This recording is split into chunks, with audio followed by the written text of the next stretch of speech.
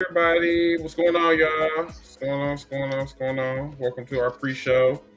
We don't normally um, go live on Saturdays unless it's like TikTok or whatever. But tonight is a very special show. We're going to be discussing about the Bray Wyatt death that happened about 2 days ago. Um, we're going to be discussing some things, and some people are not going to like it. Some people are going to like it.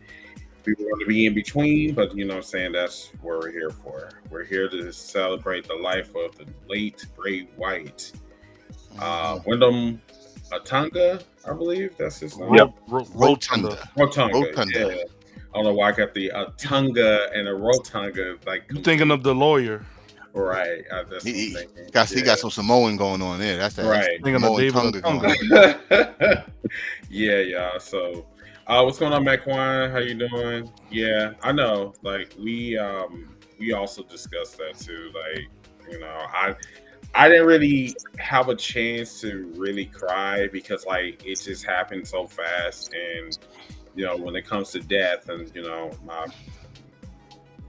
my family knows that I don't really cry like that. It just I have a different way of um like really saying what I need to get off my chest, whatever. It's just been real hard for like the last 2 days. Mhm. And after what we seen last night, hmm, um I got some words for the WWE, like seriously. Like I'm gonna try to be as professional as possible. And once again, I'm gonna try Yes, to really please. tone down my shut up. I'm gonna try to tone down my language, but I don't know if I can. This is aggression that's been holding for years, and it's just I really lashed out when I was on TikTok. So, and the crazy thing is that me and Ziggy supposed to be going on TikTok right after this show. So, Whew. like sometime after, yeah. No, we're going to be talking about AEW. We're going to be talking Okay. about like different rants and shit. So, you know what I'm saying. So, yeah, Hey it's man. gonna be fun. This is the Saturday show where we just ourselves. We just talk about like anything that we Exactly. we just want to talk about, whatever. So that's really the bottom line. Yeah. So Any hashtag Hills for Life news while we're in the pre-show, Chris, that you want to tell the fine folks out there? yeah. So thank you for bringing that up. So first of all, I want you guys to share this podcast. If you are on Facebook, Twitter, Instagram, or TikTok or whatever, please share the podcast. Share the podcast. We are almost we're getting very very close to goal. Right now we are at 371 subscribers right now. Getting up there. Um, Dang. but we need you guys to really push the issue. If you guys could, what I'm saying, that would Mm-hmm. really really help us a lot. Yeah. Next week, I've been kind of going over this. I'm trying to figure out like if I'm gonna actually go ahead and do it. All Out is next Sunday, so more Mhm. than likely we're going to stream on here on our Discord. So we're gonna be doing that. Other than that, yeah, like the numbers are going up, saying like we really want our viewership to go up as well. It's just like I said, I know you guys are doing your due diligence and helping us out or whatever. So um we do appreciate you.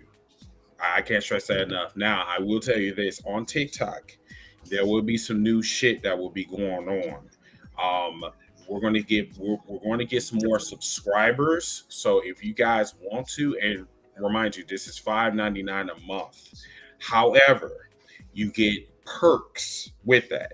So if it's sweepstakes or giveaways or anything that we're giving away, it will be for subscribers only. We're not going to do it for YouTube because I really feel that like our core base right now is on TikTok. So like if you're on TikTok, all you have to do is just be a subscriber.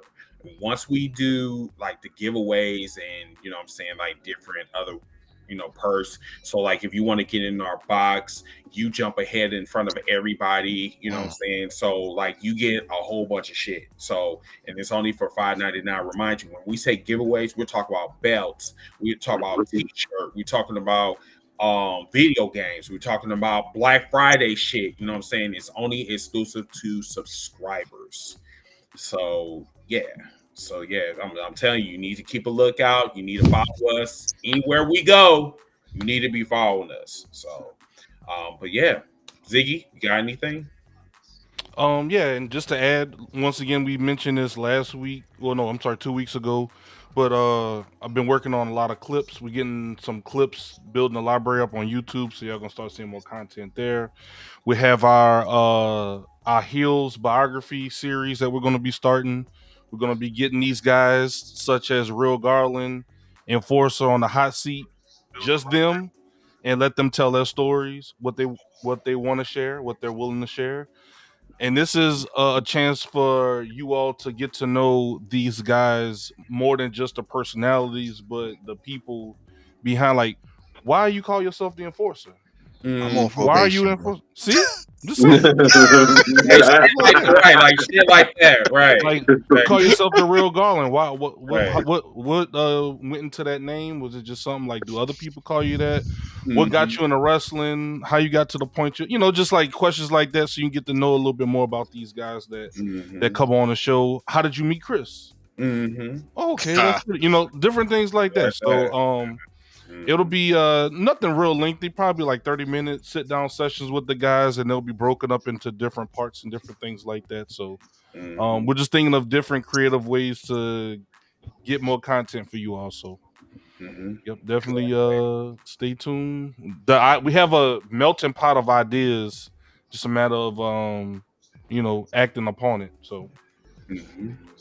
Yep. Yeah. So what about you? You other two, Stefan and Mr. Enforcer. Do you have anything that y'all want to tell us before we officially start the show? Don't really have anything important to note. Just wanted to take the time to thank everybody that is going to be coming in today. To thank y'all for taking time out of your Saturday night, Saturday evening, to join us for this special episode of Hills for Life, where we celebrate Windham, Rotunda. And just wanted to say that real quick. Wanted to thank y'all in advance. I know that some of y'all could be out and about, but instead y'all choose to spend your time with us, and we appreciate y'all. That's all I really wanted to say before we start this thing. Cool. And also just one more thing too. So once again, if you guys want to you want to give us like some type of feedback, or if you want to ask us a question, you can email us at Heels for Life Wrestling Podcast at gmail.com. Is it raining outside? I hope it's not. The fuck? Okay. Anyway, once again, if you want to send us an email, all you have to do is just email us at Heels for Life Wrestling Podcast at gmail.com. That's it. Go ahead. I was just gonna say again, thank y'all for joining us on Saturday. This gonna be a more watchable show than Collision was. Yeah, I took a shot at him. And by the way, man, I couldn't find my Bray Wyatt shirt, so I got the next best thing. This is my Brody Lee. Reason being, this actually got some significance to me and Chris. If you don't want to, I'll go bring on the show live about it. But just enjoy the show. We're gonna try our best to bring you some good content, but I ain't promising I ain't gonna snap, because I might snap. I'm just keeping it real with you. Snap. Okay, so we're gonna go live in a few minutes. I'm just pouring some other stuff on Facebook. Okay. we still got 2 minutes left on the timer, bro. Okay. You got time. Cool. Oh shoot, we got time. We got time. I ain't gonna lie to y'all though. Again, I forgot the Collision was tonight. I'm going. I'm gonna say right now, bro. It. You missed. They edited that shit so backwards. Like, Are you surprised though? you could tell that the last match was the first match because there was no one in the seats, and then the next match was people in the seats. Then the other match was nobody in the seats. I like, God damn, can y'all at least edit this shit better than that, you know? But See, we knew it was gonna be horrible because, like, for some reason, when it comes to AEW doing pre-recorded shows, they are more often than not they're not good. it's not even that. You gotta remember they taped that right after Dynamite, so you was there for like 2-3 hours already.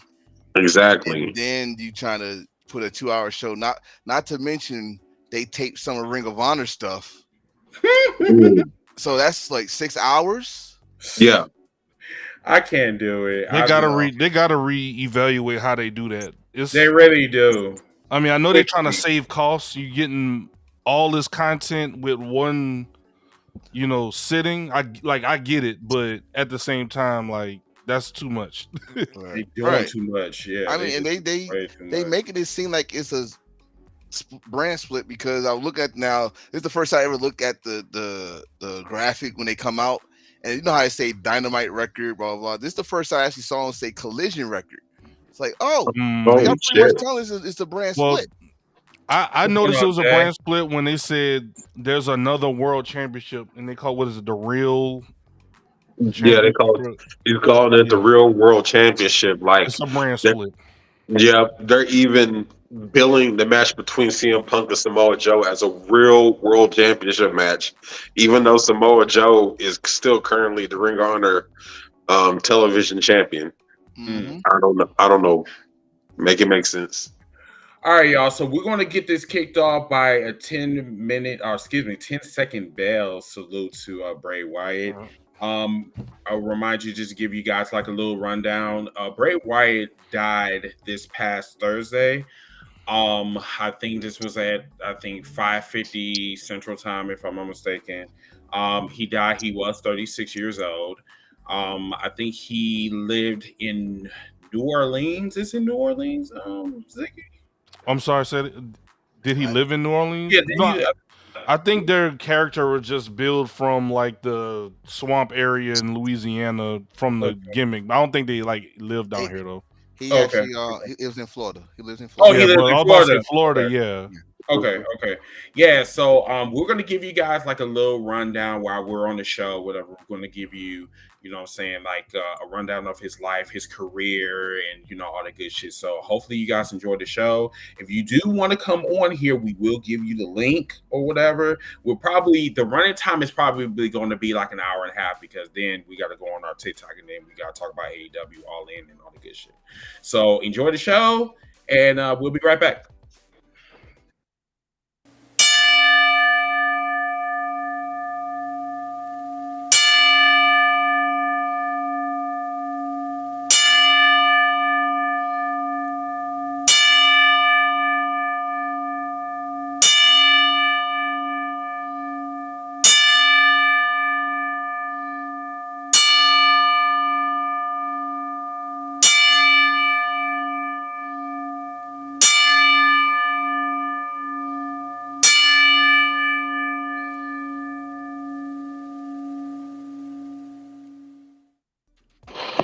Initiating System 1.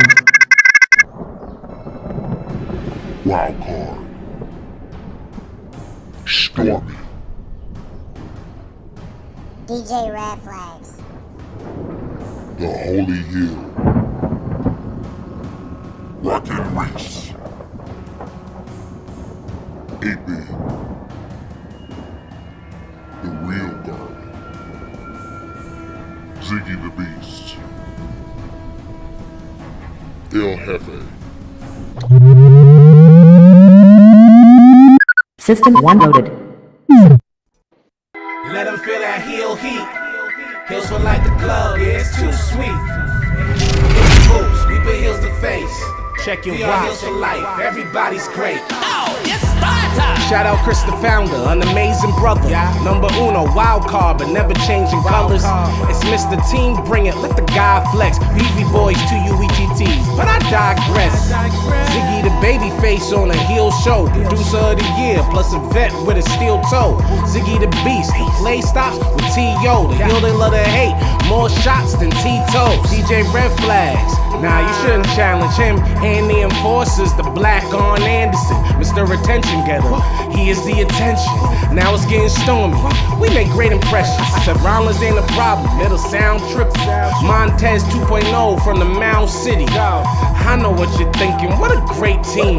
And it's been Hills for Life since 2018. Let them feel that heel heat. Hills for Life the club, yeah, it's too sweet. Big boots, we put heels to face. We are Hills for Life, everybody's great. Let's go. We're at the SmackDown Hotel having a cookout. Rockin' with Reese, encyclopedia books out. We need that all sports talk. This is a Reese cap, cooking with the real Garland. What's the feedback? The only double J he respects is me. I was a tweener, played the middle like a referee. No more bearded baby face, I'm the holy heel. King Ace on the printer like I know that's real. He's 18-bit. With that Macho Man flavor, all my 16s bit sound like we're playing on the safe. We keep it raw in a Monday, and Alex brings that nitro to a Sunday. El Jefe, the heels don't give an FA.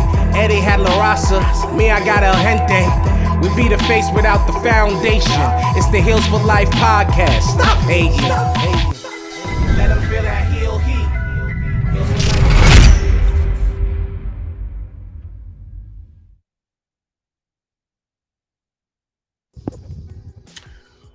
What's going on, wrestling true believers? It's a great day in Zamunda. I'm your host, Mr. Team. Bring it on this Saturday night. How you guys doing? What's going on, guys? It's Ziggy the Beast. I am the real Garland. What up, everybody? Mr. Attention Getter himself, the enforcer, with my new toy. Mwah. So everybody, thank you so much for coming on the show on this Saturday night. As you can see, y'all probably wondering why we are on here. It has been a very hectic week, y'all. It's been deaths after deaths after deaths after deaths. But before we get into that, please follow us on every social media site that we're on. Social media site, yes. That means that's on TikTok, YouTube, Instagram, and Twitter. Follow us everywhere because we doing some great shit, and we got some things lined up, big projects coming up. But tonight we are here to celebrate the life of the late Bray Wyatt. I'm getting a little bit choked up because it's been rough. We lost Terry Funk. We lost Bob Barker today. We lost the voice of Harley Quinn. Yes, Harley Quinn. Yes, she passed away today. Yeah, it's been insane, y'all. I really do not know where to really begin. We got so much to talk about. Ziggy, how you want to kick this off? I guess really, like, where were y'all when y'all found out the news? Like, I guess let's get to the where were y'all at? I was on my way home from work. Literally, got a notification on my phone. Like, literally almost had to get to a point where I was like, I gotta pull over. This is ridiculous. But I was like, maybe like a few miles from the house. I just kind of regathered myself and got home. But I don't even know this guy personally, but it just hit very, very hard. It was almost like Eddie to an extent. For me, because when Eddie passed, man, that hit me hard as a kid. But yeah, it was just very, very odd. I know some of you guys were still at work. I think Chris was at work. I was, and shout out to Gerald. What's up, Gerald? What's up, Willis? What's up, everybody? What's going on, brother? How you doing? Bam. I think he's from the. Damn. I think he worked with Cassius. I think from the What's the Name podcast. I forgot what podcast it was. It's gonna come up in a minute. But what's up to you? Thank you so much for coming on here. McQuan, he said that I was on the Pack 'em Up show on TikTok, and they thought I was trolling. Oh, Wow. When he found out that he passed, he was on that show. Wow. Yeah. Mm. Alan said that he just got off work when he found It out. is. And then That's my crazy, said bro. that I felt so bad to tell them on TikTok Live. Yeah, the crazy thing is that everybody found this out while they was either doing a show or they were Literally. at work. Me, I was literally at work when all of this, because my phone kept blowing up, and I'm just like, okay, why my phone like blowing up like this? So then I'm like looking at my phone, and this just said Bray Wyatt passed away, and I said, man, that's a joke, man, whatever. I go on TikTok, I go on Twitter, I go on like every social media site. I even Google this because you know people be trolling this shit, you know. But no, it was real. Smart, yeah, the Smart Psychology podcast. Yes, that's what I was going to say. What's going on, bro? Yes, follow them on TikTok. And this is follow them on Josiah, YouTube. right? Follow them. They seem really good. Yeah, I think I reached out to that brother I think on it's one of the your other posts. He was talking about your the video game posts. All right. Yeah. I think that's Cash's brother. Okay. Yeah, if I'm That was a crazy. Yeah. But I was at home and I worked from home, so I was at work, but I worked from home. I'm fortunate to still have like access to my phone while I'm clocked in at work. Right. So, you know, I'm sitting there, I'm taking chats, and when I do online sales chat, I look at my phone, and I found out through y'all. I found out in the Hills for Life messenger group. And I'm thinking it's a troll or something. So I go scouring the internet, I'm looking, I'm like Ziggy, like you said earlier, like I felt like a jolt like hit me in the heart. I'm like, oh yeah, that's what I said. Yeah, I was just like numb. It was like a gut punch. Yes, it was. Yeah, and it was like the worst feeling in the world. And like a lot of folks that I was talking to on Twitter, because you know what I'm saying, like I was invited to the Twitter space for I think it was Double K invited me to the Twitter space, and I was talking about like it went from happiness to straight anger. Like it was just like I was really, really angry, and the reason why I was really angry was because of the WWE, more so Vince McMahon. And the thing is that Bray Wyatt is like a once in a lifetime generational, superstar. Like I know MJF says it, but with Bray Wyatt, I really feel that WWE has really dropped the ball when it came to Bray Wyatt. And once again, the ugliest thing in wrestling is politics. When you let politics get in the way, you're hindering people's careers, whether you want to like it or not. That's why Shawn Michaels got bad luck now. He can't look both ways. He can't. He ran into that TV. He can't look the same at all. He's not sexy boy anymore. He looks like a Ninja Turtle from RoboCop when that one dude that got when he got he looks like a Cabbage Patch Kids that he looks like Trevor off of GTA 5. Like. I give you that. But I digress. I don't want to talk about. I don't want to talk about sexy boy. I just wanted to talk about for the simple fact that Bray Wyatt should have been treated a lot more better than what he was when he was on. I was going to say that. I'll say it later, but actually, y'all woke me up when I found out. I was thinking that I had a headache from work and I got home early. Y'all was going back to back, and I was like, "What is going on?" I thought something happened to y'all, and then I saw Bray Wyatt. Yeah, that's what I thought too. On my bed trying to get to the Twitter because they said Triple H said it. I'm like, let's find out. If I see that blue check, it says Paul. I'm like, okay. So when I saw it, get the fuck out! Like, kicking the. Yeah, very good. And I'm gonna say the last time I felt like that, and it wasn't Eddie. It was actually when Macho Man passed away. Macho hurt. When Macho Man passed away, heart attack while he's driving. But what really, really kicked me good when I found out his age. When I found out Bray Wyatt's age, like, dude, I 36. 30. I thought he was older than me. What's going on, Greg? Yeah, he 36. Bro is young as fuck. But let me get to Yeah, the go ahead, comments bro. real quick. So me and Ziggy, I Ziggy, got you. help me What's out up? real quick. Like let's I tag got team you. with the comments real quick. So Antonio said that Bray Wyatt made wrestling entertaining again. He said his ability consistently reinventing himself and get characters over. It made shades of Mick Foley, Captain Jack, Do Yeah, Love, he and did take Mankind. That's pieces a very from good point. Mick Foley. You could definitely see it. That was one of the people that he was inspired by. Sorry about that, Chris. Which one you was pulling up? I was gonna, No, you can. No, I'm putting up Go ahead, Tom. What you were this saying, one bro, right and then here. we'll read Gerald. that's what I was gonna say because remember y'all just said the WWE kind of dropped the ball. They dropped the ball multiple times at the goal line. They look like they you know what Right. they remind me of the fucking Seahawks and the Patriots Super Bowl. Like, you got beast mode. You got beast mode. You want to throw a damn Ooh. slant. You know what I mean? That's Yeah. the WWE decision with Bray Wyatt. I mean, we're That's at the 1 yard line. That's And- Y'all are hitting it right on the head.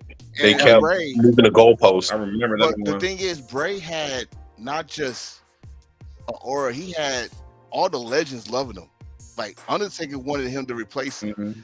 Rock on the big stage of WrestleMania made this man a face for the next night. If y'all remember that WrestleMania, he came out. They about to jump the Rock in that bullshit seconds match, whatever that was. Mhm. And With Rock Eric. put him, Mhm. Rock put him over, and the very next Mhm. night was the infamous point, and Roman speared Sheamus. Was awesome. It made him the face that time. And like I said, like Mhm. I don't want to give Triple H any blame because he was the one that said, "Hey, this guy got it." All he did was give him a microphone. Dusty Rhodes loved him. You know, he's a second generation guy. His father was a great wrestler. Mhm. He had it. He knew what it was. He's like, yes, it's wrestling, but it's also entertainment. And what I Right. say about Bray Wyatt is this: when I was a kid, I loved Undertaker. My kid's Undertaker was Bray Wyatt. Facts. Mhm. And Yeah. they kind of like every time he had it, he should have won at WrestleMania with John Cena. Hell, he should have beat Undertaker at WrestleMania. Then he comes back, disowns the Wyatt family. He did the ain't one but Roman storyline, which was good. You know, Yeah. Exactly. they dropped the ball there. They made him tackle with Matt Mhm. Hardy. That was entertaining for Yeah, what when we he started had. he started doing the dreadlocks and started doing the cracking with Right. the octopus shit. Yeah. Yeah, then you finally give him the Mm-hmm. opportunity. You gave him. I shared the video with y'all. I shared it on TikTok when this man was WWE champion. Mhm. Is like, and they said he deserved it. You damn right he deserved it. But he should have been. His run should have been better than it was. Y'all gave him some freaking match with Randy Orton with fucking cameras or pictures of roaches on the damn thing, which didn't make no sense. And he Well- reinvented himself again. This man Wow. was. His imagination was off the charts. It was, and I'm pretty sure when we go through the retrospect, in the show, because I'm pretty sure you, Chris, I know you was telling us you got a lot lined up as far like as a career reflection. Y'all gonna see tonight that it's gonna be pointed at. We're gonna discuss a lot of missed opportunities with Bray, and I think that's one of the heartbreaking things. I think that's what a lot of people are really sad about as well. On top of him not only no longer being with us and being so young, but the fact that there was so much more that he had to offer us as wrestling fans, and the sobering realization that we won't get to see it is heartbreaking. It's really disheartening. Like all three of y'all pointed out, this man was this generation's Undertaker. He was that mystique individual that you're able to suspend your belief in. You're able to suspend reality and just revel in the fact that he's bringing us quality entertainment with the supernatural stuff. And it's just heartbreaking he's no longer with us. Like y'all point out, he was 36. I'm 33. I believe y'all three are also in y'all 30s as well, if I'm not mistaken.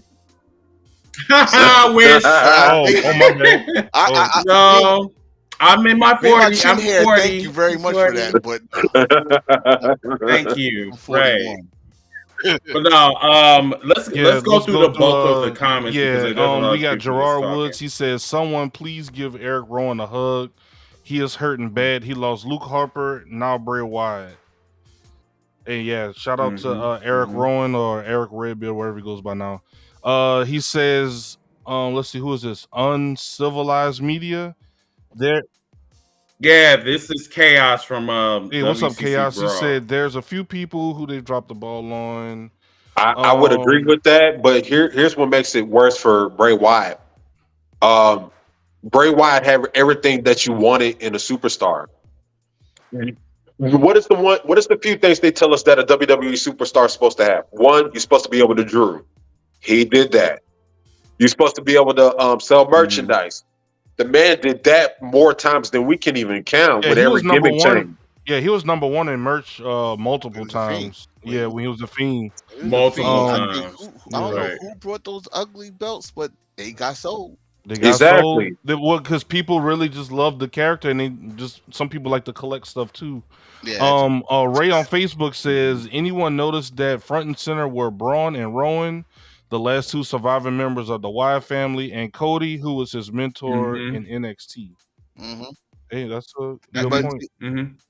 I think that Yeah, was pretty Cody dope. flew You in know what for I'm him. saying? look at the picture. Yeah. You saw Triple H, Cody, and you saw Braun Strowman and There's Eric the Rowan. people that believed in them.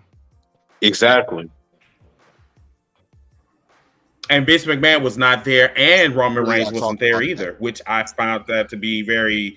Yeah, we're definitely going to talk about that. Like, and just to give you guys like a little, dude, this is. I'm sorry, this was one of the greatest like trios in Do you WWE remember history. Like the Elimination Chamber when they came out and the Shield was in the ring? They didn't touch each other. And they were people saying already this saying is this awesome. is awesome. Yeah. They didn't touch each other yet. Mhm. They knew the WWE got to understand this. Mhm. When you got something like that and y'all don't touch, you got to do something with that. Like that's drawing power right there. I Mhm. mean, you did for three members the Shield, but you also had three members of the Wyatt family, and they was hot. Like they was put in situations that Mhm. should have done better. I'm sorry, Chris. I gotta go back to this, bro. Like, Go ahead. this. I'm sorry. Like, this was just like, look at that, man. No, go Like, ahead. that was that when we talk about factions and we talk about like 3-man trios or stables and different things like that. This was what Mhm. like was the epitome of like a top tier stable in WWE. Very much so. Like you had Very the much creative so. mind, And you had the it's wrestling, like you had everything. You had the muscle, the back. Dare Yeah, I- you literally had backbone. everything. Dare I say this should have been equal with the Shield? It should have been. It should have Very been. much so. And you know what's heartbreaking? Y'all gonna hear it. You're gonna hear the words tonight a lot. You're gonna hear the words drop ball a lot tonight.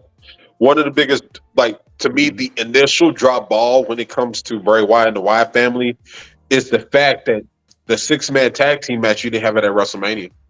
That should have been a WrestleMania program. Yeah. I'm happy we got it. You know what I'm saying? We got it at Elimination Chamber, but the way that match should have been at WrestleMania. Because imagine, like, yeah, you had 10,000 fans at Elimination Chamber, chanting "This is awesome." But imagine if over 50,000 wrestling fans would have been chanting "This is awesome." I'm going to tell you why that didn't happen. You remember what happened in that WrestleMania? Yeah. If you would have said like this, like you know how they always say that, okay, Hulk Hogan, Andre the Giant put the butts in the seat, but we talking about Macho Man and Steamboat.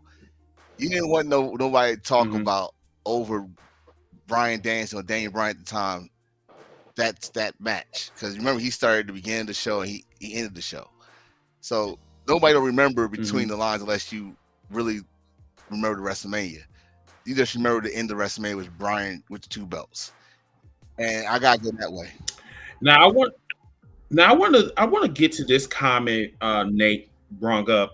He said, I seen some incompetent fool on TikTok say, and yes, I seen that same post. It's funny because he is a E-Fetter that got buried. His name is Tombstone. But anyway, he said that he seen this incompetent fool on TikTok saying that we shouldn't mourn Bray because we don't know him like a friend matter Wrestling Talk already dealt with them. So I'm gonna just tell you like this. If you are an inspiration in my life and you saved my life and you gave me a sense of purpose in life, I'm gonna mourn you.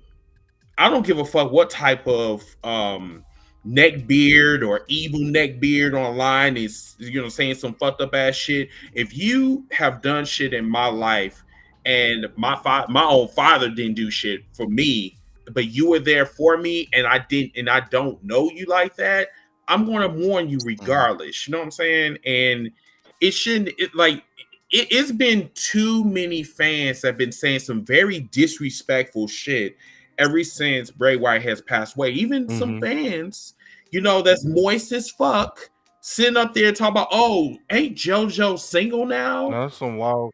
There's been some hateful people throughout this, traumatic experience we're all going through. Remember the one tweet I think y'all sent in the wrestling group about the guy that responded to KO's tribute tweet, and the guy responded to him says that you need to lose weight or you're gonna end up like Bray Wyatt. Like, there's been some sickening things said by these evil, I don't even like to call them wrestling fans. You can call them neckbeards, you can call them trolls. Honestly, pieces of shit is the more appropriate description of them. For them to come out and just be hateful and spew their venom like that lets you know there's sick people in the world and they need some help. They are trolls. See, Gerald, this is my whole thing. Going back to your comment, because okay, we discussed this amongst us. We've been discussing this like all day. So wait, go back to his comment real quick, because I want to read this. So he said, I think the reason why Roman Reigns did not show up on SmackDown last night because he wanted to grieve in his own way. He didn't show up to show his characteristics on national saying television. Is he saying he don't want to break character on TV or something? Like, I mean, my whole thing is like, I don't think that people will see him as Roman Reigns. See him as Joe. I think people get the fact that, yeah, they will see him as Joe. I don't think that he's going to come out there and talk about acknowledge me and somebody just passed away.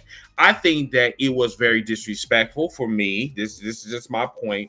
I think it was very disrespectful. You're the face of the company, even though you're a heel, but Bray Wyatt, contribute to the Roman Reigns character. He dropped so the belt I'm to him, sorry, right? but that Braun Strowman. Bray, he took the belt from Bray. Bray is the first person to have this belt. The blue one, Bray, yeah. He's the one that the blue one, right? Blue one. He's the last person before Roman became the tribal chief. Okay. Because Roman beat the Fiend. I didn't know if it was Braun. I didn't know if it was 3 years Braun ago. or the Fiend. But yeah, you gotta remember, SummerSlam, the Fiend beat Braun Strowman. That's what it was. The very next was Payback. Ziggy, if you can, and I'm pretty sure you had it up for a bit, but just put it back up again. Willis comment, because that's he put up the main reason there. My dude Willis, shout out to Willis, man. Shout out to Willis. Yeah, but Roman is the main champion. He should have been. Yeah, got you. Yeah, so that I want to elaborate on that. I want to further the comment. Hopefully, he can confirm or deny if I'm getting the point that he's trying to make. Roman Reigns is your number one guy. Roman Reigns is the top guy. Roman Reigns is the face of your company. When there's a traumatic situation in your company, your respective company, the main guy, the face of your company, is supposed to be there to show solidarity amongst his peers. Now, like I said, we don't know what the real reason he wasn't there. Maybe something will come out about it. But if it was a situation, he was able to make it there on time and stuff like that. Even if, he wanted to mourn in his own way, he still has a responsibility as being the number one guy in the company to make an appearance, to show up, and to show respect. My thing is this, and I'm going to say this because I'm thinking of past shows when they pay tribute like this to a contracted roster member that passed away. If you are the face, no matter if you, and let me just say this, it don't matter if you champion or not, because if you're the face, in WWE, your ass is the number one guy. You'll be there. I'm just gonna give some examples. Mm-hmm. Owen Hart passed away. Stone Cold was not champion, Mm-hmm. but Stone Cold was there. He ended the show with 2 beers, cheered to Owen. They looked at the Titantron.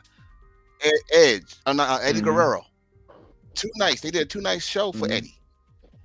Raw, John Cena was there. He put the title on the I'm Poppy shirt. Batista put the belt on the lowrider. You know, you don't have to be the champion, but you are the face of the company. Halo or face, whatever the matter. You the man that runs the place. You the head of the table. You put to show up. But the reports came out that he didn't make the show, but he did travel to Bray Wyatt's home, console JoJo, the kids. He gave the blue belt to them. That's the reports. Do we know that for a fact? We don't know that. Mhm. Do we know for the fact why he wasn't at the show? Mhm. We don't know that either. But the fact that if Mhm. you was in the building, you could have came on stage. You didn't have to say nothing. Just came on stage. And everybody, just one more thing that I'm kind of coming in or whatever. Please please hit them likes. The comments are flowing. Thank you so much for that. It does great for our numbers. So I just want to let y'all know that we're gonna try to get to each and every one of y'all Yeah, comments just too. So we'll do our best to get it. but yeah, get keep it in up. Hey, Keep it up. hey, Zig, can you put I think what's that? No, it was talking about Seth Rollins. Well, I think first off, I want us to. I think we kind of losing sight on what's going on. Is like at the end of the day, let's focus. I think as a community, let's focus more on this guy right here, and let's not worry so much about who wasn't there, who couldn't be there, who. Wyndham Rotunda lost his life, and we need to celebrate him. I know there's ups and downs and everything like that, but I feel like we need to focus more. Respectfully, not to cut you off, Ziggy, I get where you're coming from, and this is where I think we're going to That's kind of fine. clash on this, and the people in the comments. My whole thing is that we shouldn't even be having this conversation on why Bray Wyatt should have been like, respected more. They should have had that same energy when he was here. I'm not trying to focus on other people, but I'm just saying, like, my thing is like, if AEW can go all out for Brody's Lee's, like, his passing. I mean, that was probably one of the best tribute shows I've ever seen in my life. A non-WWE like show. They went all out. You telling me that WWE can't do that for their own? The one person that has literally put over people, the one person that has literally like vilified, like, hey, I'm the guy. I should like have that same spotlight. Yeah, I don't want to put other people in this conversation, but then at the same time, why Roman Reigns wasn't there? I don't want to hear no fucking excuses. You should have been out there. Vince McMahon, I'm glad he didn't come out there. He's been disrespecting Bray Wyatt from day one. I'm sorry, I get a little bit emotional when somebody want to sit up here and want to like give out these punk ass, sorry, weak ass excuses. I'm like, if this man meant so much to you, you should have did this shit when he was here. You shouldn't want to give him his flowers because he's dead. I think that shit is not cool, That bro. shit ain't Like, cool I'm in life, period. It's Ain't not cool, cool in life, man. period, but I'm gonna go the way But that Zig requested, because what we should be doing. And I'm glad you are. Is it fully out the system, Chris? Because I think okay. So I'm good. I think the direction Right. we should go Yeah. is what I like what Zig said. No. I think Ziggy had a well, I was response. just Did saying you have a more so response? Ziggy? like not so much focusing on.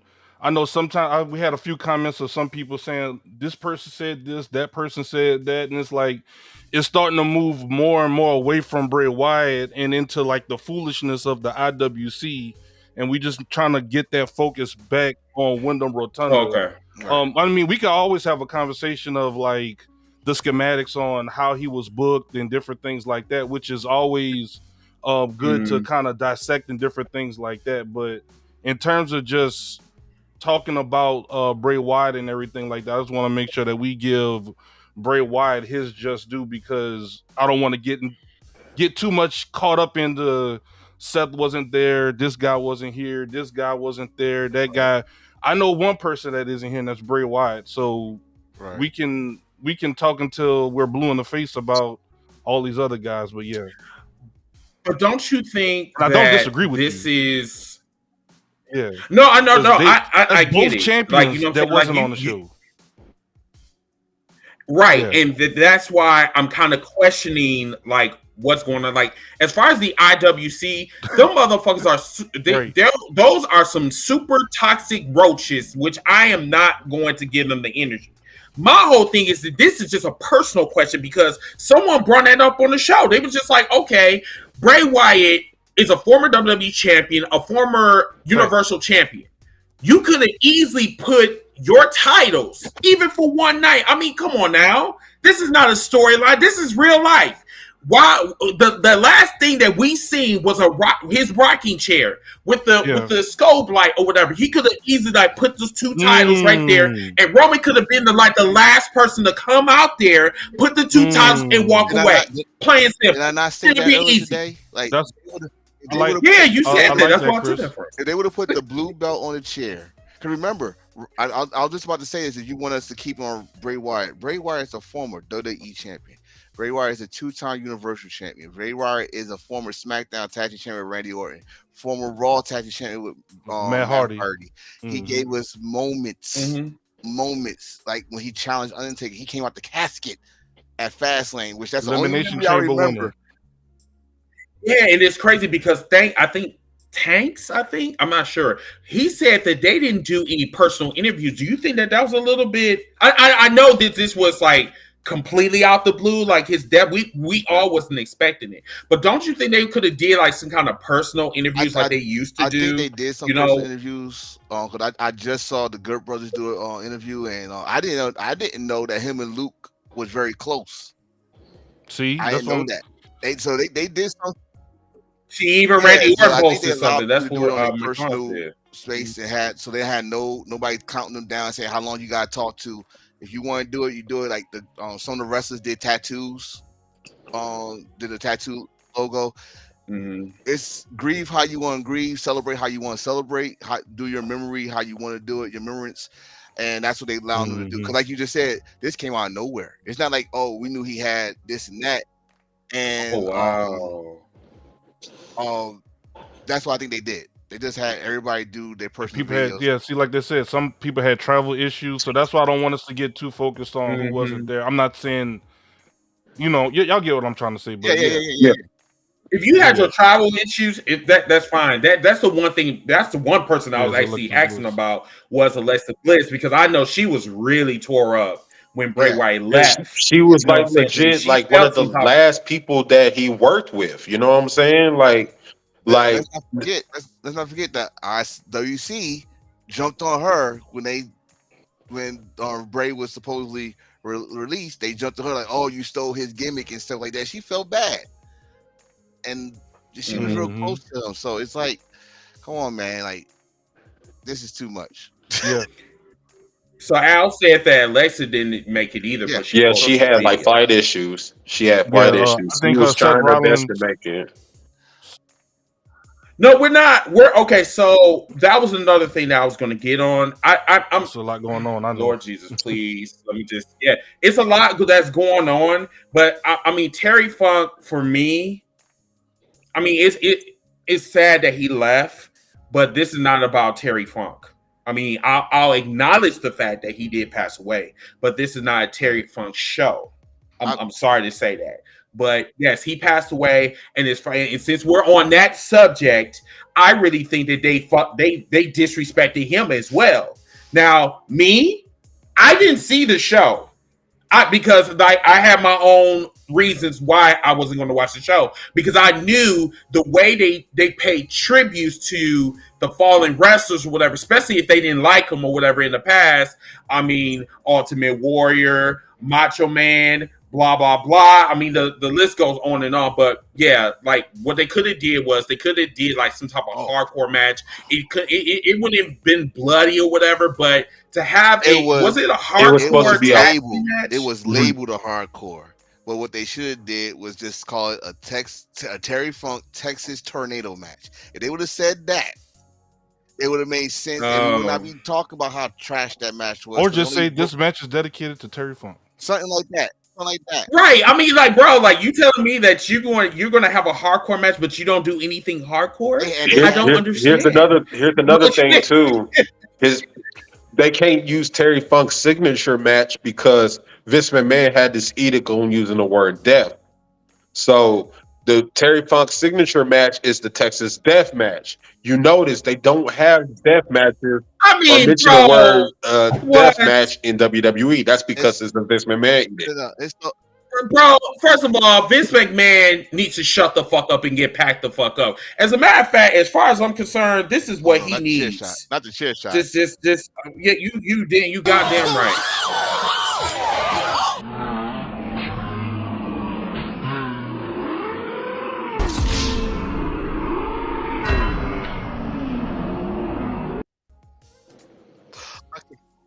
Excuse my language. I'm sorry, but straight to the motherfucking point. I'm sorry. It's not. I always laugh. That's funny, but but like but it's also so many factions to that because I had to explain to somebody else, good brother Hill Carmichael, that they haven't had a hardcore match on national television in a long time. And now that WWE is PG, you're not gonna have a hardcore match on cable. Yeah, national television like Fox, you're not gonna have that. So when they said hardcore, I was surprised they even said the word hardcore on SmackDown, but I was not surprised that we didn't get hardcore like it's supposed to be. Like, because if you want to say hardcore with Terry Funk, you gotta bring some barbed wire, you gotta bring some fire, you gotta bring the car iron, you gotta bring some chair shots, you gotta bring some flaming tables. You know what I'm saying? You gotta bring hardcore. I get environment, but I get it. But you know what I'm saying? Like, I mean, you have that team called Creative. I might be creative. I mean, there's things like okay. Case in point, remember the Saudi Arabia situation? Remember that? They only had a few hours just to prepare. And that turned out to be the best show ever on SmackDown. So you tell me you can't have that same energy for someone that just passed away? I got a question. Now, hold on. Going back to Dylan. Dylan, people probably on social media did not agree with you. Maybe they said you was complaining a little bit too much, but then at the same time, once again, it's just some things that I noticed in the WWE's patterns when it comes to tributes that it kind of is a little bit sus. You know, so if I question it, they can't get mad at me. I'm just bringing up the receipts. But once again, we live in a time that a lot of people don't like the truth.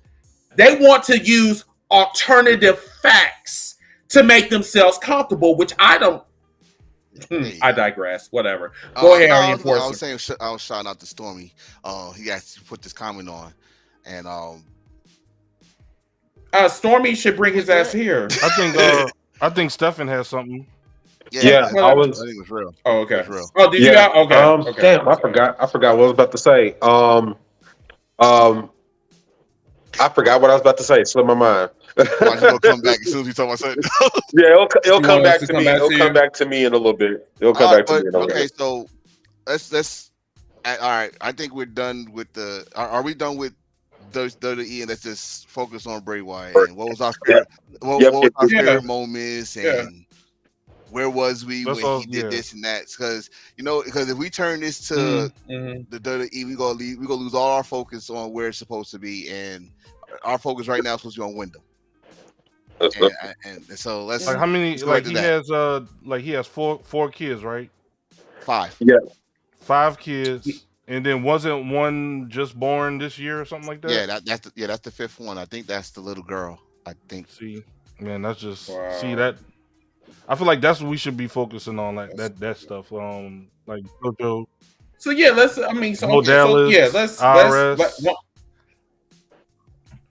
Now we were talking about Bo Dallas a couple of hours ago. So I mean, where would you put Bo Dallas at in this situation? I mean, I guess that he was. Was it confirmed that he was Howie Uncle, or whatever? Howie. So it's confirmed that was Bo Dallas. Yeah.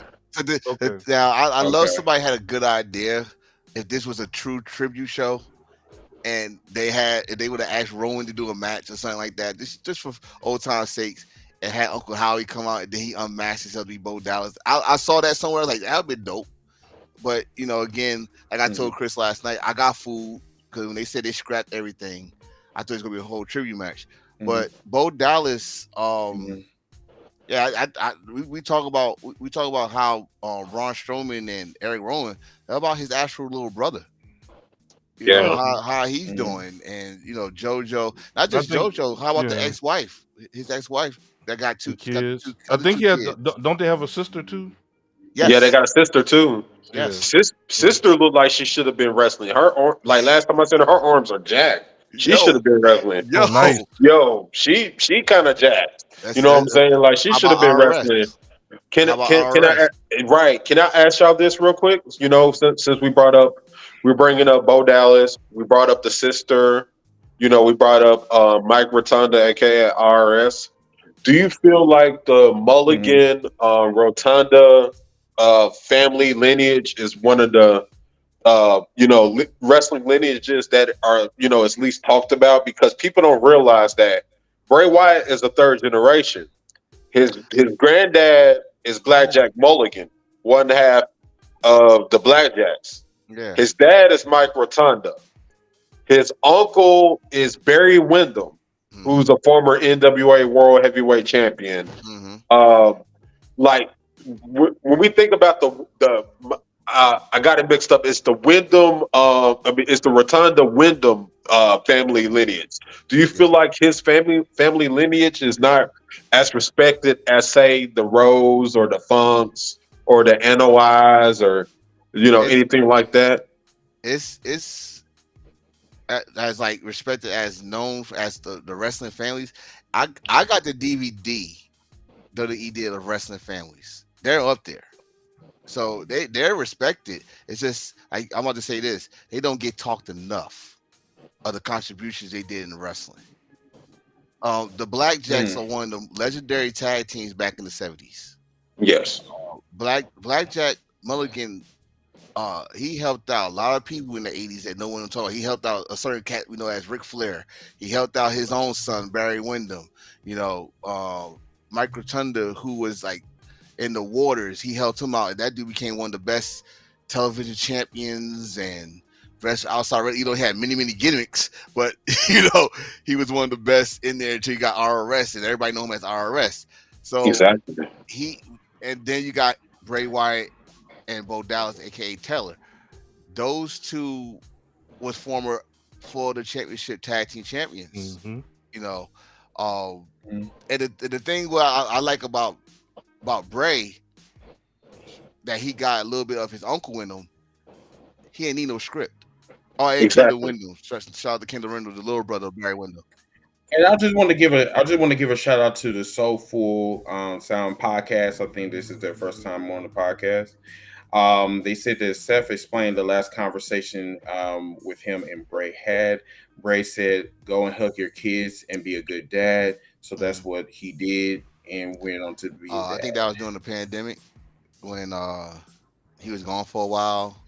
And Beth had the baby, and they was like, "Oh, you could come back now." He said, "No, you'll come back when you and the baby get straightened out. Let the baby know who the hell you are before you come back, because he knows what that feels like as a kid, Now, Al said that I'm sorry, but Bray Wyatt's WWE shop is terrible. What the fuck? They got no merch. It's disgusting. It's disrespectful. They supposed to have donated to. Yeah, that is correct. T.O. brought that up when I did my contribution to the WCC group. I do a semi-regular work from home wrestling discussion. Just when I'm too slow on chat. He just started that shit, by the way. That shit. Yeah. This motherfucker's bored. He's bored at work, y'all. So he just bored as fuck, bro. I work from home, so I started doing the work from home wrestling discussion. But T.O. came on there, and T.O. named maybe, what was it, Enforcer? Wasn't it like 2 or 3 things that they only had on like WWE shop? It was, I think, 1 or 2 action figures and all the the 2 T-shirts that was only in female sizes. Do you think Bo Dallas Bray's brother will continue his legacy? That's a very Ooh. interesting question. It's a very interesting question. Yeah, Can we I'm tackle going. this, please? I'm going 'Cause I nine want to tackle WWE. this. You think he's going to lead the WWE? Yeah, Why? because this is the same. This is the same thing we had with Eddie. When Eddie, everybody said, "Okay, we got Chavo," but we put the storyline. Nobody gave a fuck about no To Chavo. be honest, that's proved my point. No. That's proved my point. And WWE don't give a fuck about Bo, because Bo is a former NXT champion. Okay. Bo at one time was bigger than Bray. And when he came in, everybody was like, "Bo leave." I remember my little kids running around driving crazy with that shit. Bo leave, Bo leave. Then they gave it up. They ain't even no time for it to get organically filled, none of that. And they put on what the B team or whatever that shit. Then that started getting over. With Curtis Axel. With Curtis Axel, that started And getting over. the Miz Taraj with the Miz. That B team shit was over for real though. He beat Bray for the tag team titles with the B team. Got over. After that, nothing. You know. So if you do it right now and have him come in, one, you probably fall in the same track with A Guerrero. You probably start using his death for financial reasons. And you go try to use Bo as the guinea pig, if you will. Like, oh, the brother of the legendary Bray Wyatt and stuff like that. And you know how WWE gets. And to go back to the merchandise, they go do the same that they did with Scott Hall. Give it time. It's gonna be different shirts, and maybe they probably bring back the Fiend belt because that was a hot merch at the time. That Fiend belt looked like some damn diarrhea. I never liked that belt. That belt was ugly as hell. But yeah, it is for real. Hello. Yeah, what's going on, Brenda? Hey, Brenda. Yeah, it's just, What was y'all's favorite Bray Wyatt feud? Like for each, it's no right or wrong answer, but for you as a viewer and as a wrestling fan, what did you enjoy most that Bray Wyatt was involved in? I'll go first. Yeah, we gonna read y'all comments in a minute. So yeah, go ahead and get them lined up. Keep them flowing. One of my favorite feuds, even though he didn't technically win the feud, I gotta say the feud with John Cena heading into WrestleMania 30. I enjoyed the build to it. You're a liar! Like every time he said that, like I got a kick out of that. You're a liar, John Cena. And I love what the match was built upon. It was built upon John Cena's legacy. And what I liked about the feud is it played a little bit into us as smart fans because someone said we didn't bring up Husky Harris, so there you go. Yeah. Oh, you thought that I wasn't gonna bring him up? You should know me better than that, sir. Calm down. You keep it all right.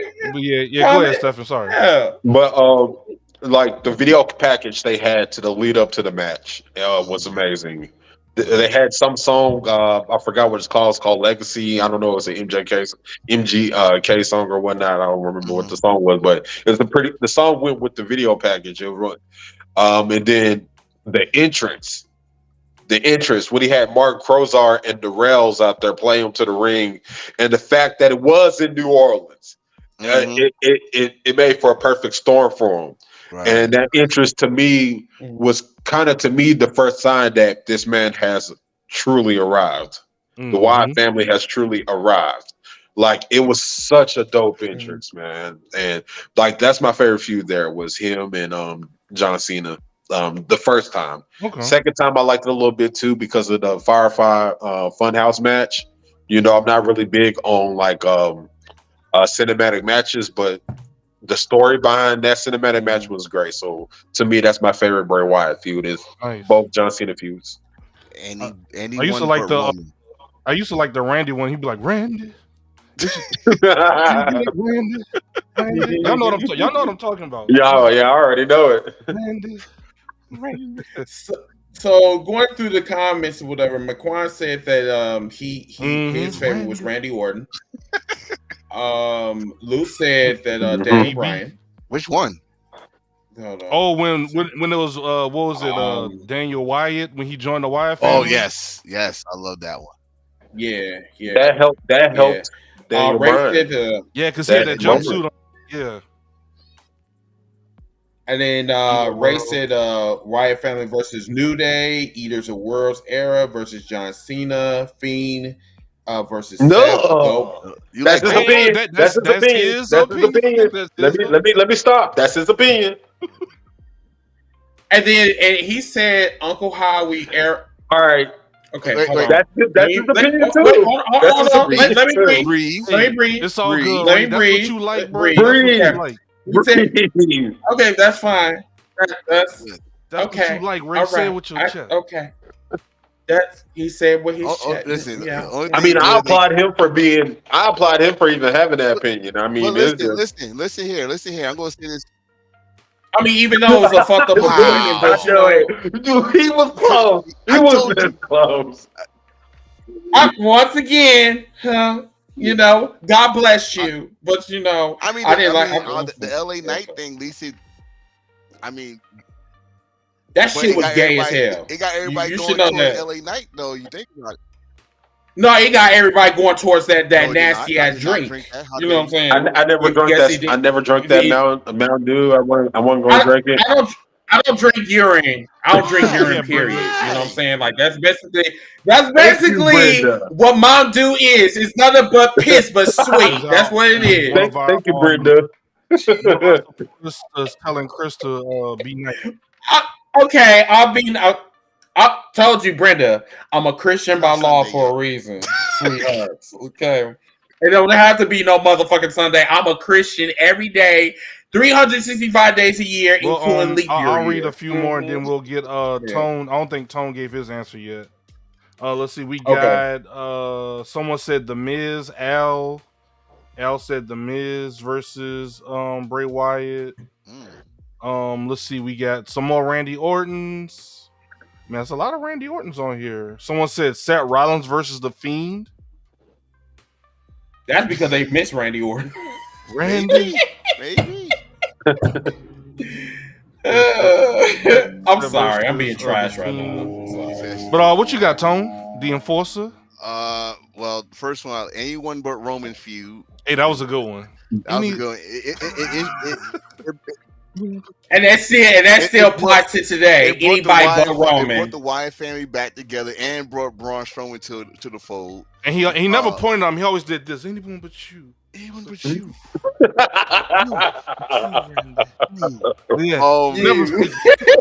I love the Wyatt family versus New Day because that was a good one. Xavier Woods acting scared was the most funniest thing I ever saw in my life. That's when New Day was like peak New Day. Right, that's when it was like peak New Day. Yeah, right. When they had that's when they was eating booty, right? I mean, booty holes. Yo, when they did that parody of the Wyatt family with the fucking unicorn horse and shit. Right. Tone, what's sorry. Up? Wait, hold on. Now, what did he say on the pre-show? What did he say on the pre-show? I say shit on the pre-show. That's why y'all gotta make sure when that notification go out, you tap that notification because it be going down in the pre-show. Whatever. One more. I did like this was just NXT. I love the Wyatt family against Corey Graves and Pac, but at the time, Neville.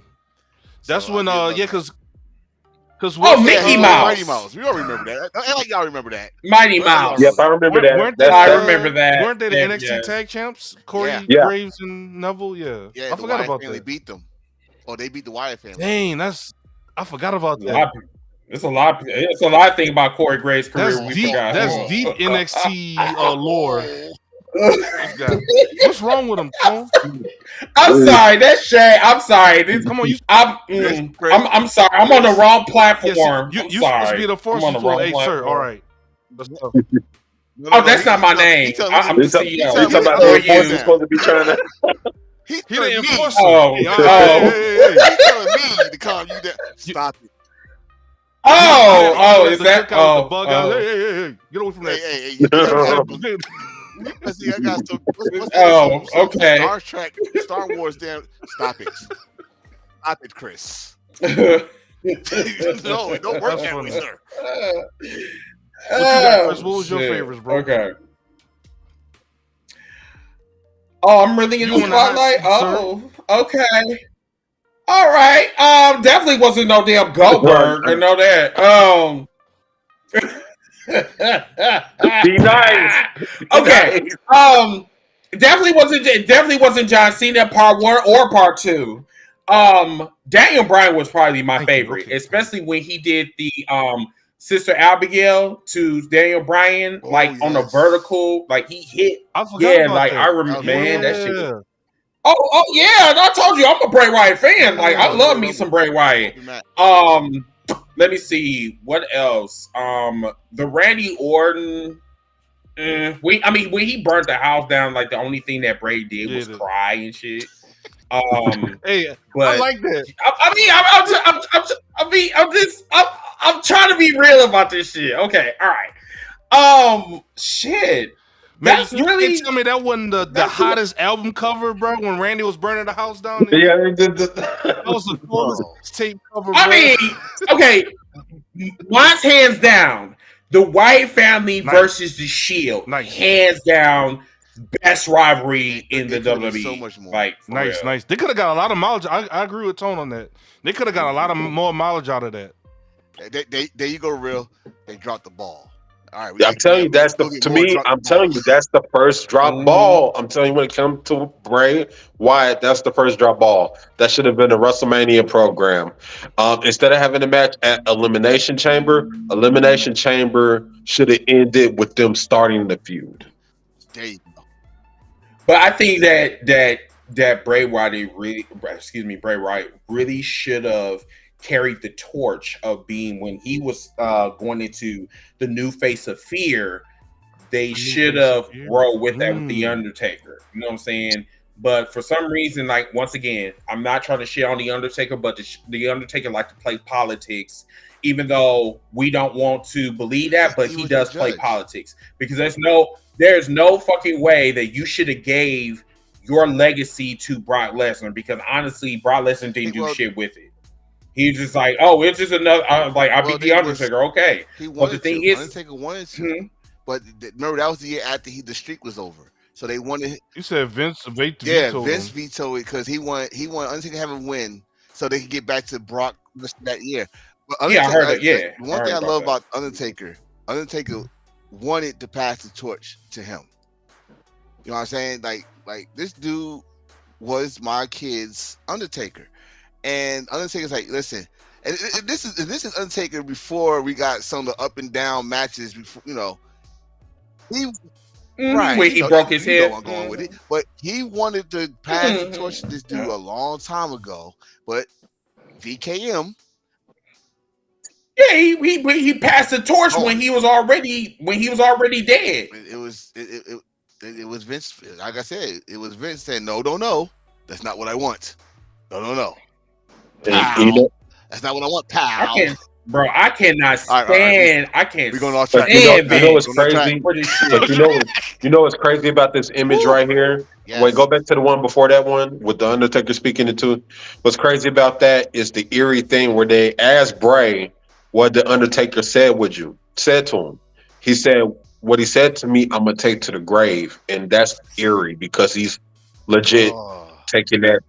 He's legit taking that to the grave, and Undertaker never answered either. He's not going to, out of respect for Bray. Yeah, he's not going to say nothing about it.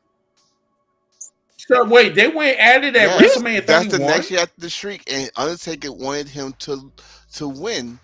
Like, look, the streak is over, so this match don't mean nothing.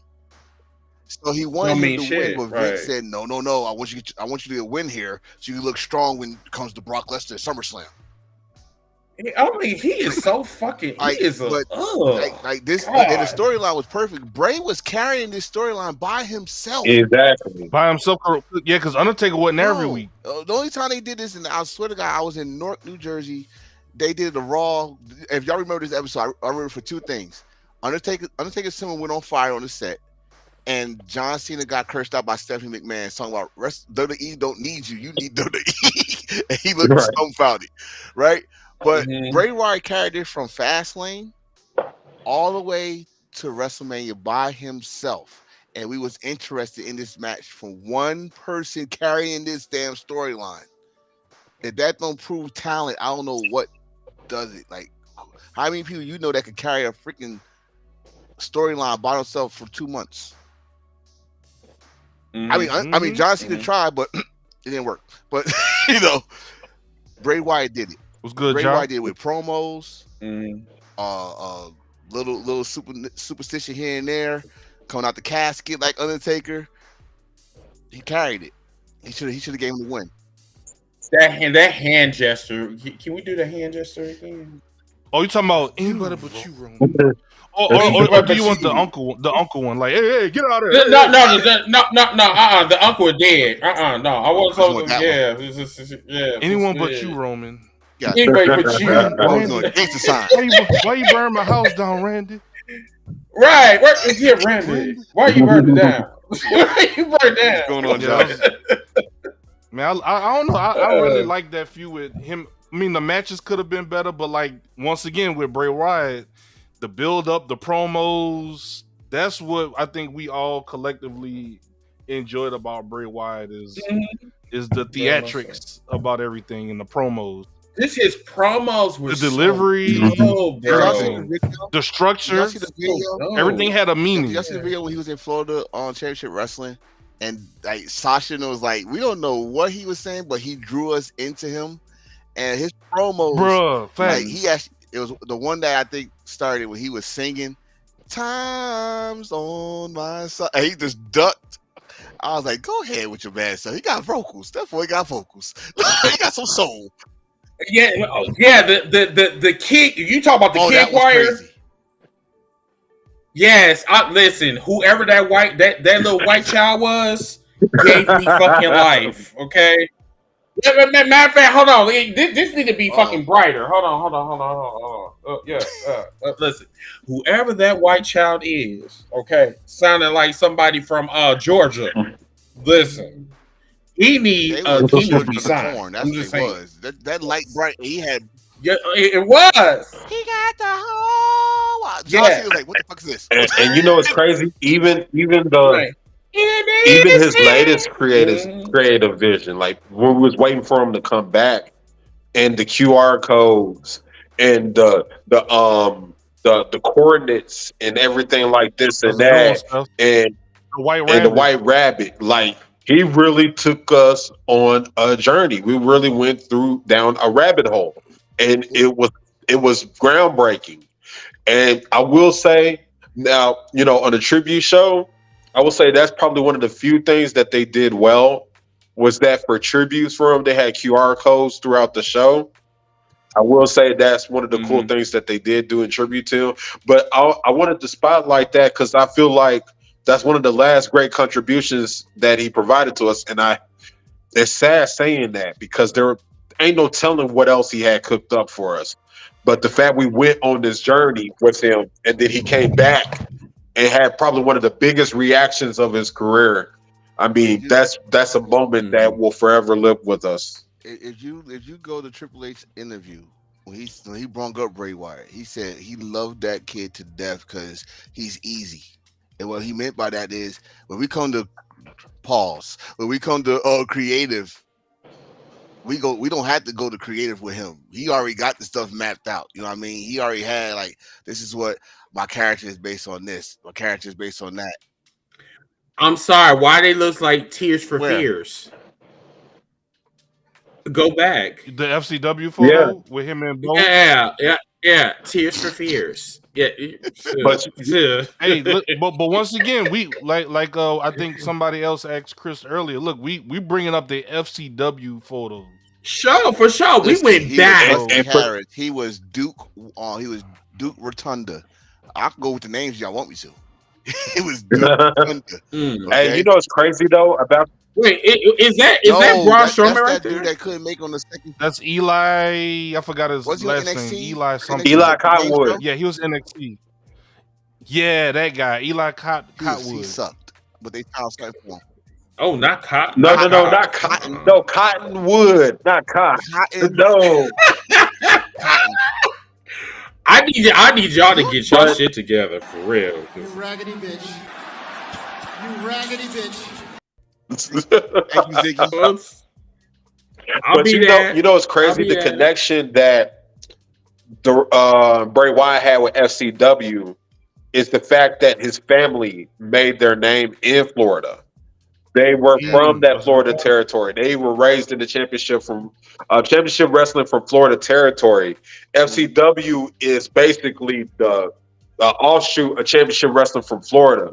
And then the fact that he passed away in Florida is it's that he was born there.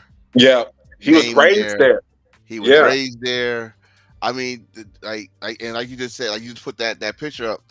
You can't say that he won some gold with his family, his little brother. They could have been something special, like more than what they was. And look at this. Look, this man had blonde hair. Hey, blonde hair. Like Chris said, we going all the way going back, there. bro. We going there all the tonight, way people. back. We, not just a Bray Wyatt. We going to the Husky Harris, the Duke Rotunda. Axel Mulligan. Wow. Mullet. You know what I'm saying? Mullet power. Oh, man, this dude was built like a tank with a Ferrari engine. You understand what I'm Yeah, saying? I remember that. I remember that.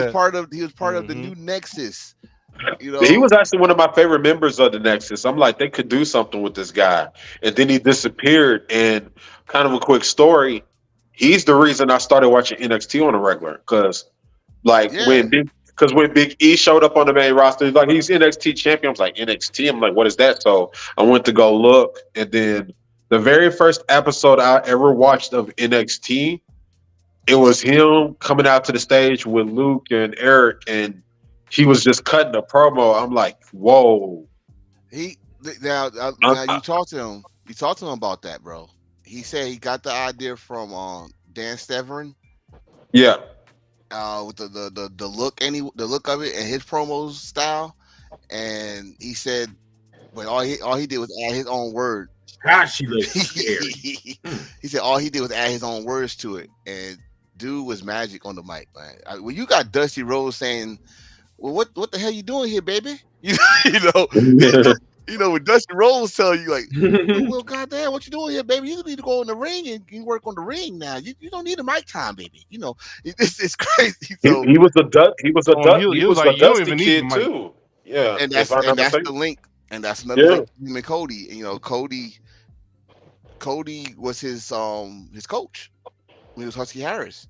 And it's crazy how their family tie in together because Dusty worked the championship from Wrestling Territory when Black Jack Mulligan was there. So all the Rhodes, Windham, Rotunda family lineage, they all tie together. It always intersected. It's been intersecting for about close to 50 years. So like a lot, I know a few. I was just trying to, educate some of the people that they were wondering why is Cody kind of being showcased on there. I was like, yeah, the NXT connection, but people got to understand it's a little bit deeper than that because of the Rhodes being connected with the Windham Rotunda family. And you gotta understand too that Cody ended racism and plantations, and they needed their. Okay, fine. Not today, but okay. The crazy thing about generation, like second, third generations, these guys grew up the same way, so they all connect the same way. Like our guy, our father with the territories. Randy probably knew Bray and when they was little, when he was a kid. That's a good point. I didn't think about that. They probably was backstage. And it was kind of crazy too. I think either you or somebody mentioned it in our group chat. Is like Cody had to not send off, but speak publicly on Brody Lee and now Bray Wyatt I don't know who said that. Like on TV. Didn't Cody have to do that on TNT? Yeah. So then now he had to show up Friday for Bray Wyatt. That's kind of I wanted Chris to be here for this one, but it's the reason why I told y'all earlier how this is connected to me and Chris. So my first time, not and as the co-host, I was a guest. My very first time came on this show, it was days after Brody Lee's death. And we were talking about Brody Lee. So now we're talking about Bray Wyatt. And the reason why I want to talk about that is when that picture you showed with the dude behind him, you saw the dude behind him just doing this, hold his hands out, and he was talking. Bray did not like it. Talking about this? Bray did not like it. And WWE said, so, okay, do you have anybody in mind? He personally went and got Brody Lee. WWE did not find Brody Lee. He found Brody Lee. And brought Brody Lee to the WWE. If anybody could back me up on this, please do. He brought Brody Lee. They named him to Luke Harper. I don't know about the Rowan story, so I'm not gonna get into that. But that's the story that he found them. I think his wife just backed that up on Twitter, and they've been like cool ever since. And that's why I wonder. I know that changed his life. Yeah, hell yeah, because I mean, Brody Lee at the time was still wrestling on the Indies. He was in Chikara and like several other wrestling promotions. He was still on the Indies. So for kind of Bray to kind of saw him out and help get him a job, and only a job to change his life, it's heartbreaking. It really is. The connection that those two have had, and I think. Go ahead. No, I'm not even cut you off, but I was gonna say this. So that video that I sent y'all when we went to a live show when he was champion, that match he was facing Luke Harper for the WWE title, and Luke Harper had a brand. I swear to God, this was the joke. He said he lost the match. He said, "Can y'all give me a round of applause? I brought a new shirt for y'all. I was gonna try to win the WWE title with a new shirt." And I was like, "Wow!" Bro. Remember, that's when they all broke up. Randy, like I just said, Randy Orton did the fire thing, and Luke Harper said, "I told you he was trying to get you. I told you," and stuff like that. So, Luke was, So I forgot about that. So that's why it's it's all connected with me and Hills for Life podcast, because my first appearance was days after Brody Lee passed away, and now we're talking about Bray Wyatt, and the last time I seen him live in an in-house show, he was facing Brody Lee. The title. So that's my one memory in an in-house show or live. I seen Bray Wyatt. I just wanted to share that we get. A lot of people said he was very nice when they talked with Bray at very nice, very very polite. They said he had a very very infectious laugh, or like some people have like a distinct laugh. Yeah. So they say he was he was like a big teddy bear. And he remembers his fans is another shocking thing. Like, especially if you're like a major fan, he remembers you. Like, not sure if y'all familiar. Shout out to the boy Timmy Edwards. He's one. He's a huge Bray Wyatt fan, and I know he's crushed right now. So I want to kind of give a shout out to him. A huge Bray Wyatt fan. He met him multiple times, and every time, like, there's video of it on his social media. Like, it's like every time Timmy met up with Bray eyes was just light up. He's like, oh, snap. Like, because he remembers, he remembers his fans, especially those that have met him multiple times. He has a genuine excitement when he sees them, especially during the pandemic. Exactly. The fan meeting each other. Hey, warn us when you do that. I ain't do anything. I ain't touch. But yeah, when he sees people like in a video, learn how they used to do the video meeting, so he gets excited, man. He don't say, "Oh, I'm busy." Like, you come to him while in the mall, he'll talk to you and all that stuff. There's a video out there. So he was packing him and JoJo stuff to go on the bus. They said, "Hey, we got something for you." He stopped what he's doing, like, "What you got for me?" And they gave him something. And he's like, appreciative, like, "Yo, he's still a human." Like, that's what people always say. Why y'all crying about these guys? Y'all don't even know, because we watched them. They're right. I mean, like, how can you not be human? Like, the human aspect, like. it's just, dude, people are so evil. There's evil. I mean, it's the same when Kobe Bryant passed. Yeah, I mean, I cried. everybody felt. You know what Why I'm you saying? I crying? cried He don't too. know We watched you. that boy grow up. Like, We watched that boy grow up. It's heartbreaking Right. when people that were, you know what I'm saying, like people that we look up to pass away from, you know, prematurely. And then especially those that pass away early that treated not only their peers but fans with such respect. And I'm sorry for bringing her up, but then you got people like Doja Cat who treat their fans like shit. Like it breaks my heart really. And then for not Yeah. only that, but then for like y'all, like we all mentioned tonight, for pieces of shit people that want to bring up, you know, bullshit and want to talk shit about somebody after they pass away, or they want to make stupid comments like, why are you crying over this person just because they didn't know you and all this and that. Like, bruh, like when you don't have to know somebody to make an impact on their life. You don't have to know them. Some of the most influential, like the most influential people in the world, 90% of the people that love them probably didn't even know this person, but they love them.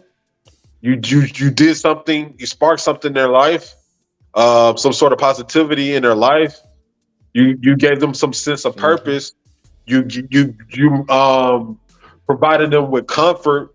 You provided them with an escape from the everyday bullshit somebody can be going through. For that, that's why people love individuals like Bray Wyatt. Bray Wyatt was such an influential figure, and the fact that people that loved and honored him, don't have a bad word to say. Whether it's the majority of of wrestling fans, whether it's his own peers, nobody had a bad word to say about him.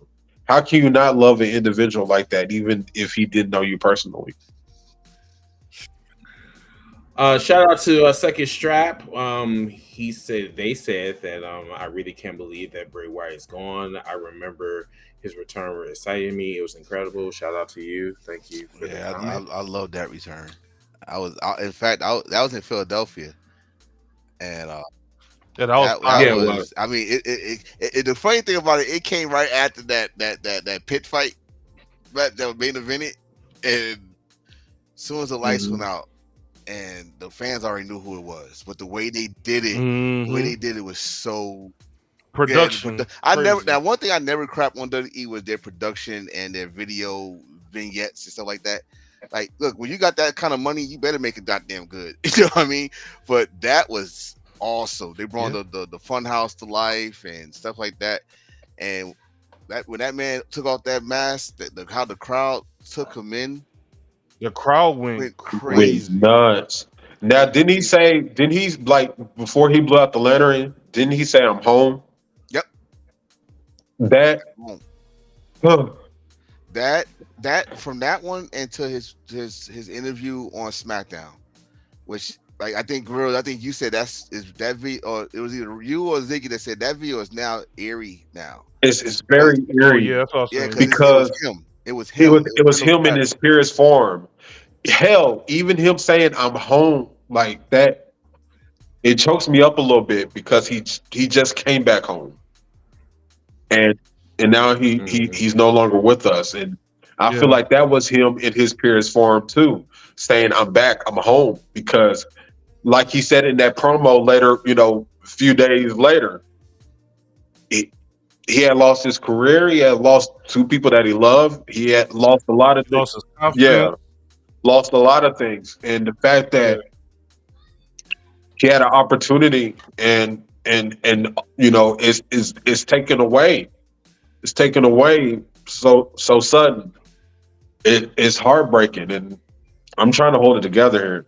It's just thinking about it. It's just thinking about it it's heartbreaking, man. It's like I said, when you see just a little bit of things, the eerie things that happened since he came back and now he's not here. Everything from him saying I'm home and blowing out the lantern, to him cutting that promo out of character, to the Undertaker whispering in his ear and them both taking that to the grave. Literally, one literally taking it to the grave. You know what? I'm gonna tell you this was more eerie. His last video. He's talking about his family. He said how he looked at them as giants and how and then I quoted this on my Facebook page because it need to be said. I said you should cherish the ones you are with and love them every day. Yes. Those are his words. And damn it. And that was like a week or a couple days before he passed. And this is my question. I think I asked it to y'all. Well, my question is, did he know? Which is always a question when someone is talking about something like that and then all of a sudden they're gone. But did he know about his heart condition? And people, I think so, because I mean he was going through it and everything. Right, and then you gotta think this. And I don't mean to go political because that's one thing I do not know. By the way, but people, y'all need to understand, COVID is still out there. Yes, and very much so. And this probably was the extra. That and also the fact that not everybody want people in their business. Right. Like with Brody Lee. Lee. Right. Oh, I didn't know he was sick. Yeah, man, he don't want y'all in his business. Right. I didn't know Bray Wyatt was sick. Y'all, first off, y'all talked shit about him anyway, so y'all didn't. Oh my goodness! You didn't get the leisure to get that insight. And you know what? I'm gonna let them keep thinking I'm out of shit. But you know what, Zig? And Chris, I'm definitely give you credit for this one because I said you was right all along about this one. Just today, it's like y'all back to regularly scheduled programming. Today. I told you. It didn't take a couple. I told you. Fans are trash. 24 hours, and y'all motherfuckers.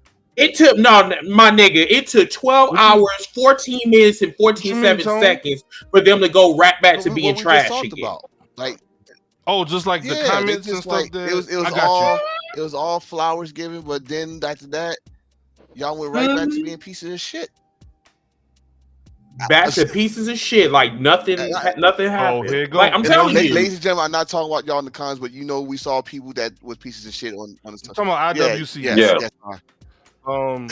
But this will be good for our final thoughts anyway. We're kind of went a little over today, but that's fine because we wanted to make sure we give Bray his thoughts. But keep going, Tone. I didn't want to cut you off. Bro. Is this final thoughts or what we do? Kind of like that, the last segment. We kind of because we got about 10 more minutes left. This final thoughts. Let me do this real quick then. What this did, I told my brothers here. I said this came close to home for me. Like my mother passed away to almost the same condition, heart, COVID, and then she was going at the bad combination, right? So I said on Facebook, I just said it, I'm gonna say it again till the cows come home. Cherish those people that are truly in your life. Cherish them, love them every day. I'm just gonna keep it real with my wife. I kiss her goodbye before she leave the house. I make sure she in the house at night. My brothers here, I make sure they all right when if I see it or I feel like they not, because now today is more scary than ever. That man was 36 years old. I'm 41. I'm lucky to be here. But it's getting scary out there, and it seems like we are leaving early than we're supposed to. So cherish this day. It's a blessing waking up every day, and take advantage of it. Take advantage of it. Make it worth your while. Instead of getting up stressing, get up happy. Find something that make you happy. Do something that make you happy. It's all about your life, and then everybody else will embrace it, and hopefully it brings joy to their life.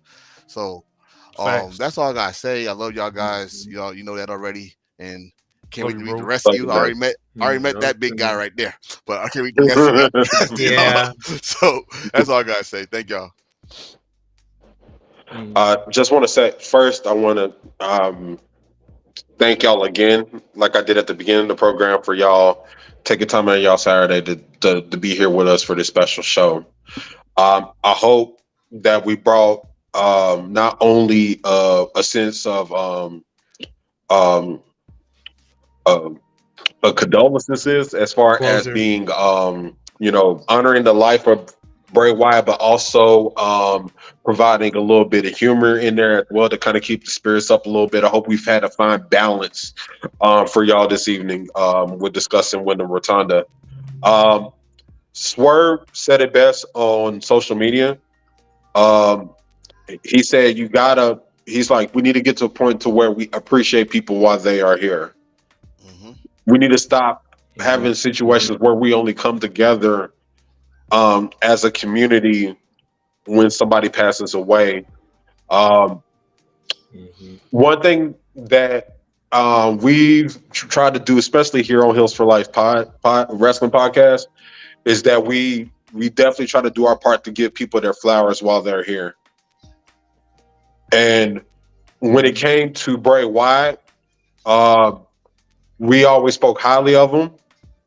We were always critical of how WWE, namely Vince McMahon, was using him, because we had always seen the potential in Bray Wyatt, and he should have been, up there.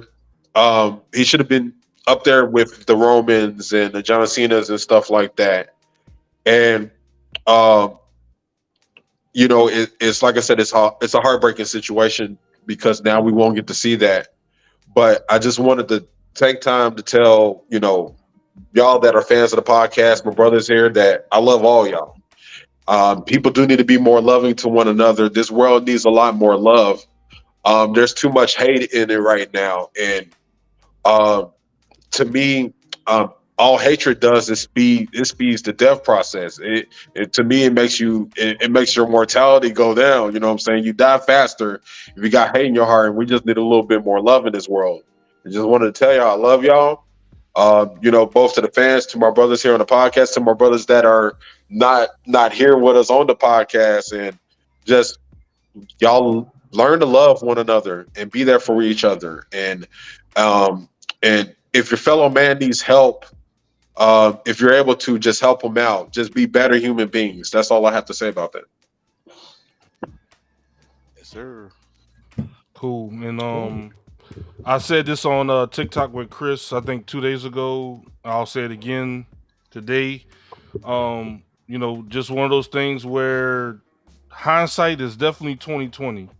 As an IWC, as a wrestling community, we just have to start being mindful of what we say. I know it's probably not going to happen, but I know people have to understand, man, words hurt, bro. Like, we could be as macho as we want to be or different things like that, but you know what I'm saying? People can still get their feelings hurt, man. Like, saying that talking about people's weight, talking about people's whatever you want to, criticize somebody about. You do not know what that person is going through.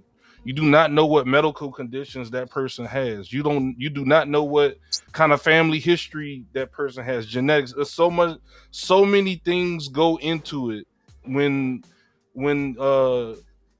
people are trying to, like, in terms of health or in terms of like athletics, lose weight or gain weight or lose weight, different things like that. So it's just like, be mindful of like how we start critiquing people and different things like that. If it's good for that person, leave them alone. I mean, I'm sure y'all could think of other wrestlers that people have been heavily critical of about their body type and different things like that. I don't want to go down any names or anything like that, but y'all know what I'm talking about. So, you don't know how that affects people. Another thing we didn't touch on is that Bray had mental health issues on top of other issues that he had. So, and a lot of wrestlers and a lot of athletes and a lot of podcasters and a lot of people, they like to say, "Oh, I stay off of Twitter. I don't read that." Sometimes they do. They just say that to try to put on that coat of paint, to have that extra defense, to not give you that satisfaction that you're getting to them. But I bet you they got a burner account reading everything y'all saying and blocking y'all on the other account. And then when you go out, why does Wildcard have me blocked? I saw what you said.